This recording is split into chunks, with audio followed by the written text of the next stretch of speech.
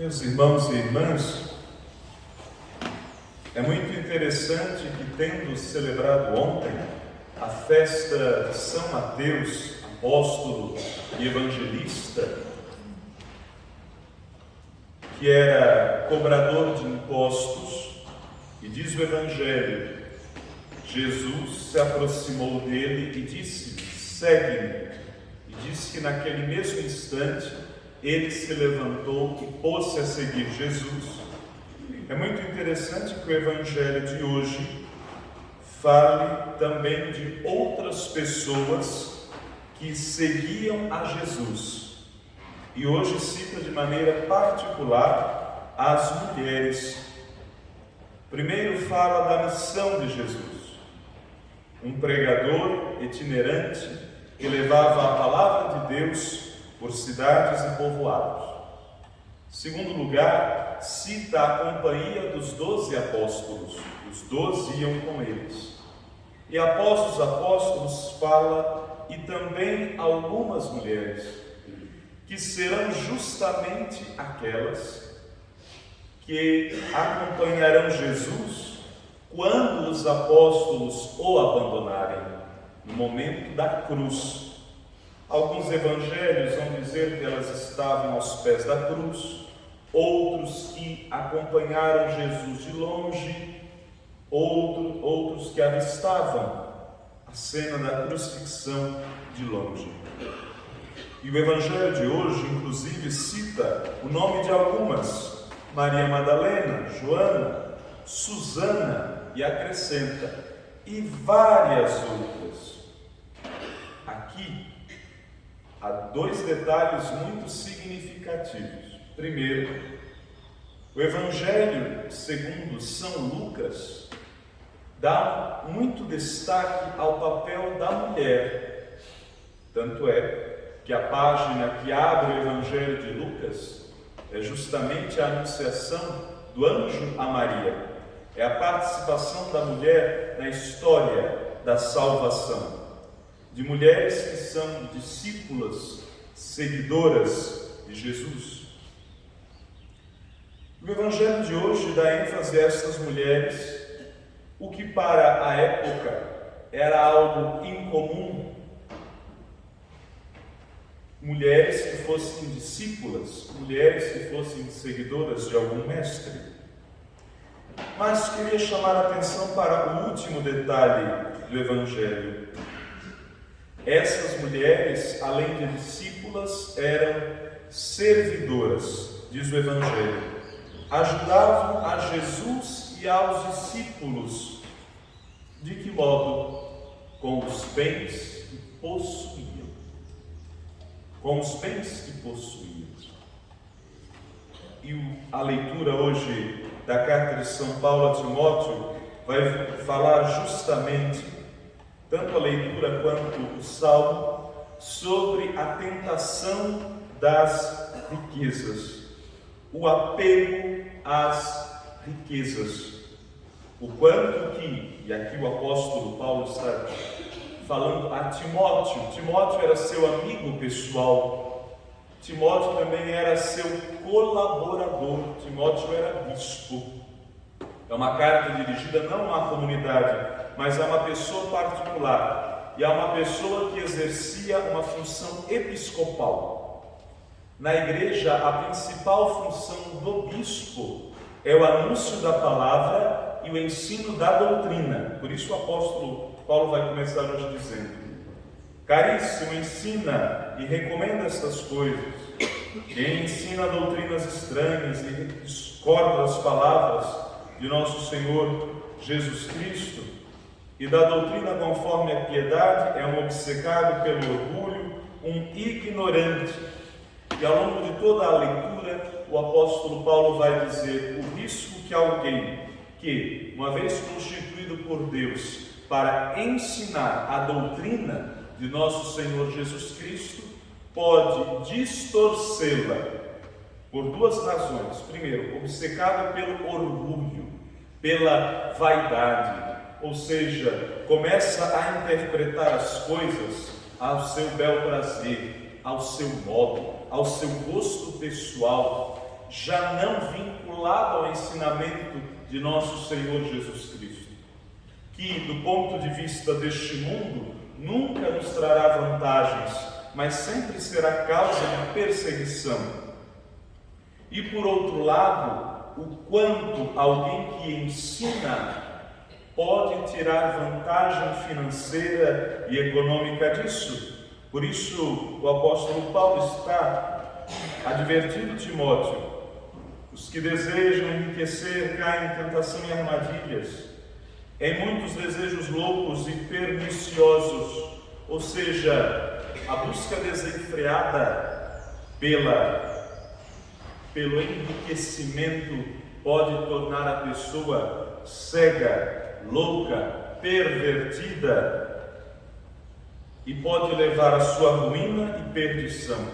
E o apóstolo diz: a raiz de todos os males é a cobiça do dinheiro. Diante disso, o apóstolo vai dizer: tu que és um homem de Deus, foge das coisas perversas. Nós que somos gente de Deus, devemos colocar o dinheiro, os bens, a serviço de Deus. Se somos homens e mulheres de Deus, tudo que é nosso deve estar a serviço de Deus. Tudo deve estar a serviço de Deus. É por isso que no Evangelho, o evangelista vai dizer: aquelas mulheres que seguiam a Jesus serviam colocando seus bens a serviço de Jesus. Ou seja, investindo numa boa causa, que é a causa do Evangelho, que é a causa da evangelização, aquilo que possuíam.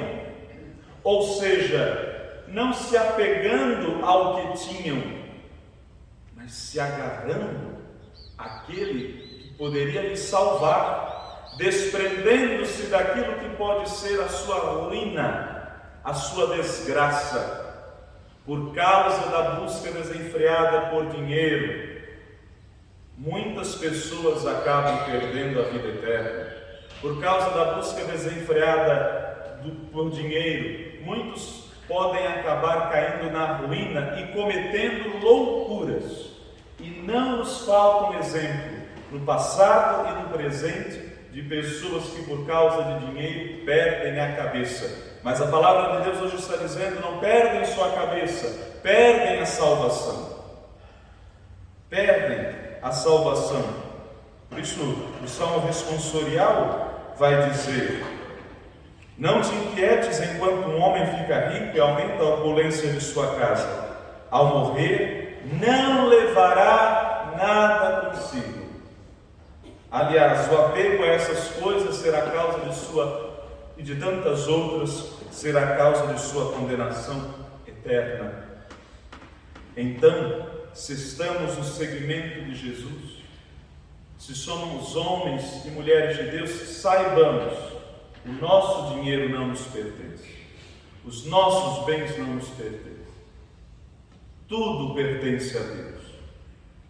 E por isso devemos colocar o que temos, claro, usar para a nossa sobrevivência, para a nossa subsistência, mas não ter um apetite tão voraz que não sejamos capazes de ser generosos, que não sejamos capazes de partilhar, que não sejamos capazes de ofertar. Por isso não existe nada mais bíblico, evangélico, católico, evangelizador, em primeiro lugar para nós, para saber qual o lugar que o dinheiro ocupa em nossa vida, enquanto aquilo que se usa para o serviço de Deus, se não o dízimo e as ofertas, é para a nossa salvação.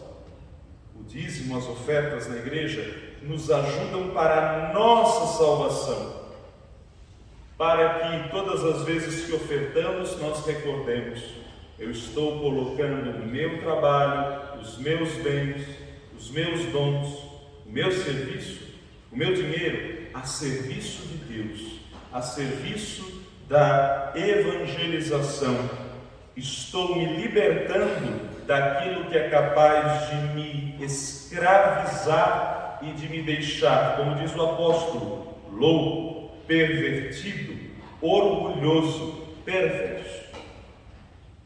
Para tal, somos chamados pelo apóstolo a combater o bom combate na fé. A nossa vida cristã, a nossa vida espiritual é um combate. É um combate. A fim de conquistar a vida eterna, vai dizer o apóstolo Paulo. Não é uma fé para gente mole, para gente fraca, para gente acomodada. É uma fé que nos fortalece, nos robustece. É uma fé que transforma nossa fraqueza em uma verdadeira fortaleza. E como é necessária essa palavra e oportuna justamente na última semana que iniciamos hoje da Quaresma de São Miguel Arcanjo. Falta apenas uma semana para concluir a Quaresma de São Miguel Arcanjo. Na próxima sexta-feira já será a festa de São Miguel Arcanjo.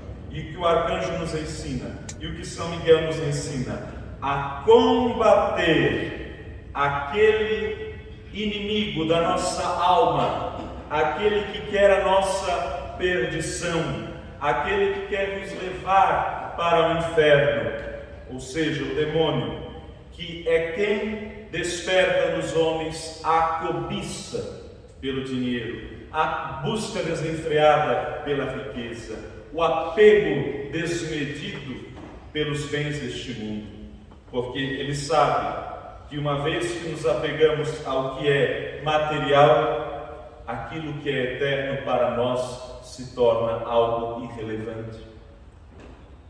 Por isso o apóstolo diz: combate o bom combate da fé, a fim de conquistares a vida eterna. Sigamos o exemplo das santas mulheres do Evangelho, que seguindo a Jesus encontraram nele a riqueza, e por isso não tinham nenhum problema, constrangimento. Nós católicos, infelizmente, temos um grande constrangimento em relação ao dinheiro e precisamos nos converter definitivamente acerca disso. Que não tinham nenhum constrangimento, apego desmedido em relação ao que possuíam, mas colocavam isso a serviço de algo que vale a pena, que é a evangelização. Que assim seja. Amém.